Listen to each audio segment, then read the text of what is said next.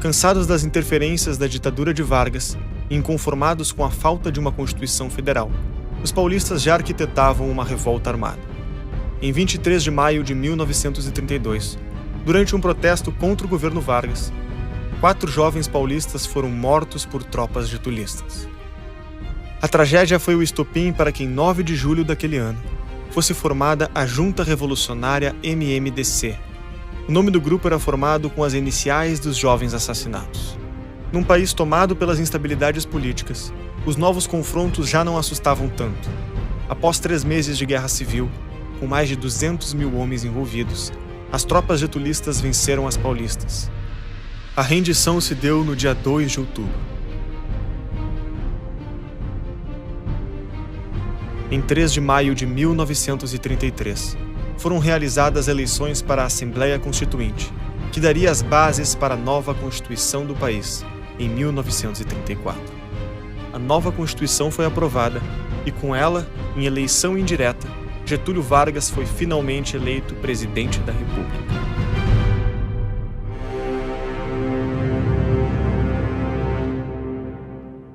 Então ele começa a estatizar uma série de coisas. A Constituição de 1934 nacionalizava o subsolo, nacionalizava bancos, nacionalizava seguradoras, fechava o Brasil para comércio externo, era extremamente protecionista.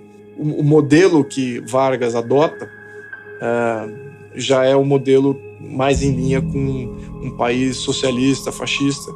Os fascistas, eles meio que pegaram um pouco de cada modelo, né? Eles pegaram o capitalismo, eles aceitaram o capitalismo, mas pegaram um Estado imenso, um capitalismo submetido aos interesses do Estado. O Vargas fez a mesma coisa no Brasil. Os modelos dele eram, evidentemente, Mussolini, Hitler. Inclusive, ele tinha certas similaridades mentais com Hitler, a apreciação por Nietzsche. Tanto ele quanto Hitler sabiam trechos inteiros do Nietzsche de cor. E ele achava um pouco que ele era o super-homem do Nietzsche. Sou o grande Führer da nação, sou o Duce, sou o condutor. Eu vou tirar a gente do ostracismo e levar este país para frente, para o futuro, apontar para o futuro. Ele foi considerado por muitos historiadores como o brasileiro, ou o presidente brasileiro mais importante de todos. É difícil discordar de uma sentença como essa, de uma análise como essa, porque boa parte do Brasil de hoje ele foi construído por Vargas.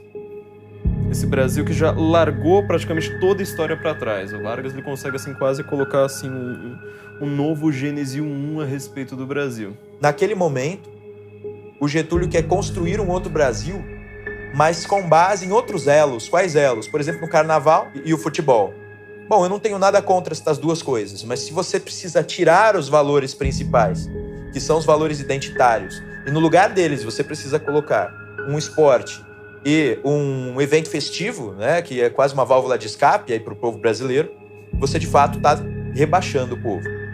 Tem tudo a ver com a história do fascismo e do comunismo, que é o Estado cooptar a identidade nacional e produzir essa identidade nacional a partir do Estado, que vai, então, formando a identidade das pessoas a partir da propaganda centralizada que ele faz. Vai criando uma identidade nacional. Tem uma frase que, tirada de contexto e mal interpretada, é muito injusta, na minha opinião, que o patriotismo é o último refúgio do canalha. E ali eu acho que ele quer dizer o nacionalismo. Ali ele quer dizer colocar os supostos interesses da nação, interpretados de forma errônea como os interesses que eu, governante, defendo e quero, acima de tudo, inclusive da ordem, da lei, dos princípios e valores e do indivíduo. Eu acredito que o nacionalismo no Brasil, ele acabou servindo à estatização, à limitação do capitalismo no país e à noção de capitalismo centralizado pela mão do Estado. E aí você tem a ideia do canto orfeônico, todo mundo vai cantar junto, e as músicas, e todo mundo vai desfilar nas ruas, a marcha da juventude, né? Que tem um componente nacionalista muito fascista de conteúdo, né? De você vai mobilizar todo mundo em torno da nação, em torno do chefe. Também toda uma ideia de você usar os novos meios de comunicação de massas. Né? Você vai usar o rádio, né? A ideia do rádio como grande elemento de mobilização. Seguindo as práticas populistas implementadas por Joseph Goebbels na Alemanha nazista, Vargas passa a utilizar o rádio como principal instrumento de difusão da propaganda governista. Vargas soube utilizar o rádio soube estatizar o rádio.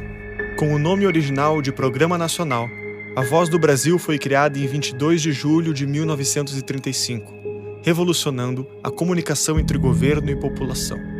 Assim, a figura do presidente passava a se aproximar das pessoas. Esse tipo de expediente centralizador não era novidade.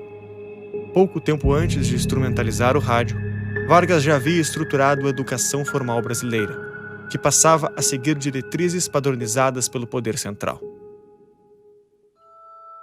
A ideia que ele tinha é que você ia ter uma universidade modelo, né? Você ia ter uma universidade, que é a Universidade do Brasil, todos os cursos iam ser detalhados, definidos o conteúdo em detalhe, por escrito, e que ia ser ensinado, e o resto do Brasil ia repetir.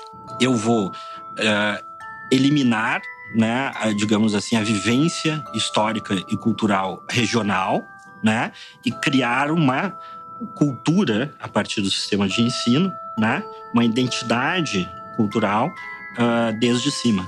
A ideia de você construir o símbolo da nacionalidade, os hinos, os heróis nacionais, você inventa, na verdade, né? Todo um panteão de heróis nacionais que não existia. Gerida pelo Estado, pelos seus ministérios, pelos seus intelectuais, né? Por os artistas que vão virar símbolos e que vão apertar a mão do presidente.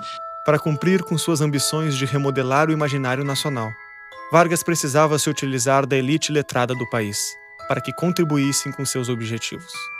Era um homem de uma grande capacidade e que sabia dialogar com os intelectuais verdadeiramente importantes da época. Tendo uma demanda nacional viva, que era a questão do analfabetismo e outras coisas desse tipo, ele vai dizer assim, precisamos de escolas. O Estado precisa se envolver muito mais nisso. Intelectuais vão ficar sensibilizados quanto a essa questão e vão entrar de cabeça no pensamento pedagógico nacional. De forma muito perspicaz, Getúlio cooptou intelectuais para que reforçassem na população brasileira as crenças necessárias ao sucesso de suas medidas de governo.